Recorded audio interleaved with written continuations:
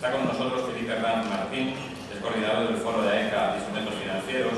AECA, como todos conocéis, es la Asociación Española de Contabilidad y Administración de Empresas, a la cual quiero agradecer una vez más la colaboración que viene prestando en la actividad de Manager Forum y en este Congreso Nacional de Finanzas a lo largo de estos últimos años.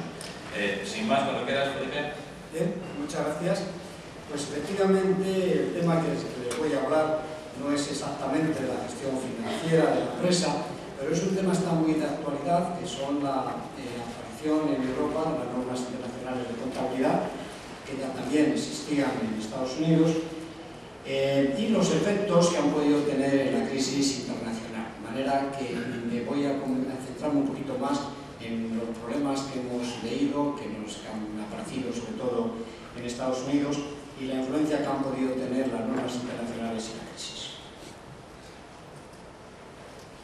Bien, en primer lugar, decirles que, antes de empezar mi intervención, que AECA, la Asociación Española de Contabilidad y Administración de Empresas, ha puesto en marcha recientemente el Foro de Instrumentos Financieros, que se llama en las siglas FIVE, en el cual tenemos el paso del coordinador y tenemos el objetivo de estudiar con profusión los instrumentos financieros, los efectos que tienen las empresas y también pues, posibles mejoras en su tratamiento contable. De manera que en este foro, que ustedes pueden acceder a través de la web que les pongo ahí, pues se pueden ver numerosos artículos seleccionados a nivel mundial que tienen que ver con los instrumentos financieros, con su tipología y con su tratamiento contable.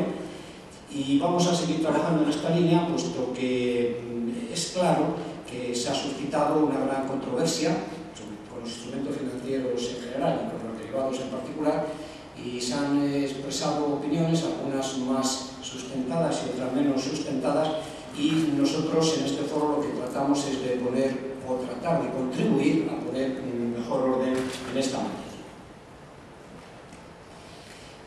En primer lugar, quería comentarles unos breves puntos sobre las normas internacionales, ¿no? La contabilidad y la información objetiva. La contabilidad hoy día, en los dos grandes emisores mundiales, son el FASB americano y el IASB, el International Accounting Standard Board, que emiten normas de uso global. La FAS en Estados Unidos y el IASB en Europa y en otros países. Estos dos grandes emisores que existen ahora mismo son los que establecen las normas por las cuales se tiene que preparar la información. Pues bien, en mi opinión y de otros muchos autores, el principal objetivo de la contabilidad sería el producir una información objetiva.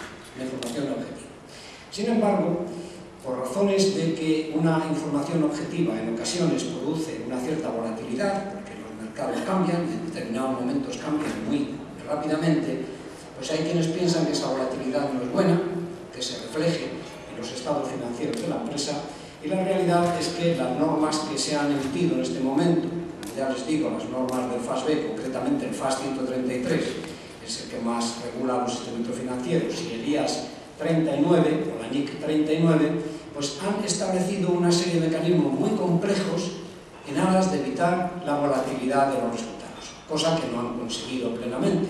Pero, sin embargo, esa complejidad ha introducido una cierta subjetividad en la hora de aplicar las normas, y esto ha dejado un cierto margen, o demasiado margen en las empresas, sobre todo en las grandes empresas, como se ha podido ver, que han podido, utilizando suficientes recursos para interpretar adecuadamente estas normas con tanto grado de complejidad, pues poder hacer unos ciertos resultados a la medida.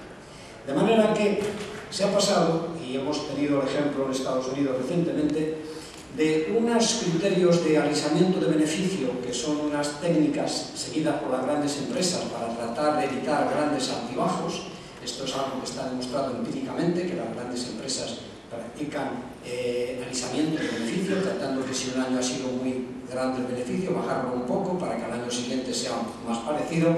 Estas técnicas de alisamiento de beneficio cuentan con la aceptación más o menos tácita del mercado, y siempre se ha hecho en sentido conservador. Si este año voy a tener mucho beneficio, voy a ver si doy un poquito menos, y el año siguiente, que parece que puede ser malo, pues he guardado un poquito a través de provisiones, a través de mecanismos. Pero de ese alisamiento de beneficios más o menos aceptado por el mercado se ha pasado a una presunta manipulación de información. Porque lo que no puede ser es que determinadas empresas, que sobre todo hemos visto recientemente en Estados Unidos, de altísimo prestigio, con todos sus ejecutivos precisamente con gran influencia en los propios órganos emisores de normas contables y demás, pues de pronto decían que tenían altísimos beneficios y de pronto aparece que llegan a la bancarrota o que llega a tener que necesitar las ayudas del Estado. Entonces cabe preguntarnos si efectivamente estas empresas utilizaron los subterfugios de unas normas complejas y no suficientemente objetivas para preparar la información que les venía bien a los directivos. Esto evidentemente no tiene que ser el objetivo de la contabilidad. La contabilidad debe dar una información objetiva, que refleje realmente la situación de la empresa. ¿Qué ocurre cuando la medición es incorrecta? Pues lleva a decisiones incorrectas. Nos hemos encontrado un verdadero escándalo, concretamente, insisto, en Estados Unidos, donde empresas que han requerido la ayuda del Estado habían recientemente pagado unos bonos increíbles a los altos directivos. Incluso esto ha llevado al propio Obama a proponer que en algunos casos llegasen a devolver el dinero, cosa que me parece totalmente razonable. Entonces podemos llegar a la conclusión de que probablemente con otras normas menos subjetivas, más objetivas, probablemente no hubiese sido compatible esta situación que verdaderamente, no sé qué adjetivo darla, pero no, desde luego no parece muy saludable para la economía. Creo que si una empresa realmente no va bien, lo primero que tiene que sacrificarse, no digo ya en las remuneraciones fijas, pero en las remuneraciones variables, son los propios directivos. Es absurdo que al final terminen pagando las consecuencias pequeños o grandes inversores de una gestión llevada a cabo por unos no adecuadamente, por unos determinados directivos que ellos, sin embargo, se han enriquecido.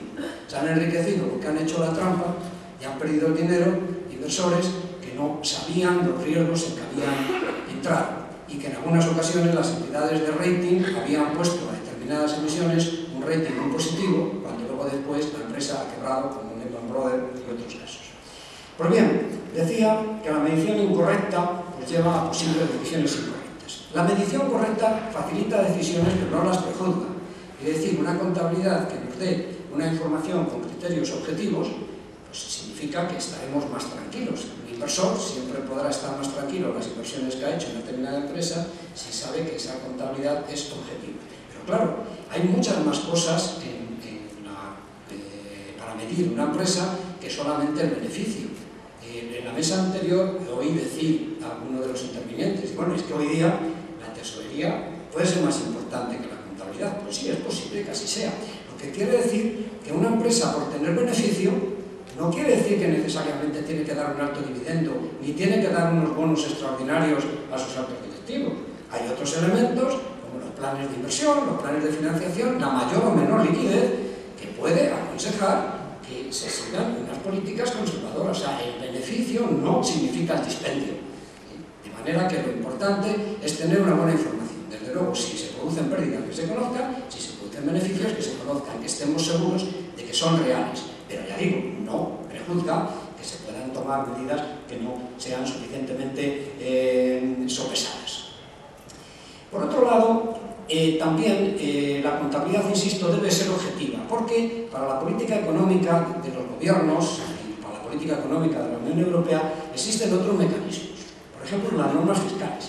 Las normas fiscales no tienen por qué coincidir con las normas contables. En ocasiones, por razones de estímulos fiscales, pues se pueden modificar ciertos impuestos para atraer inversiones o para atraer ciertos comportamientos por parte de las empresas que encuentren unos estímulos fiscales que les compensen. Hay también mecanismos mercantiles, que esto los ha empleado en alguna ocasión y recientemente también el gobierno español, por ejemplo,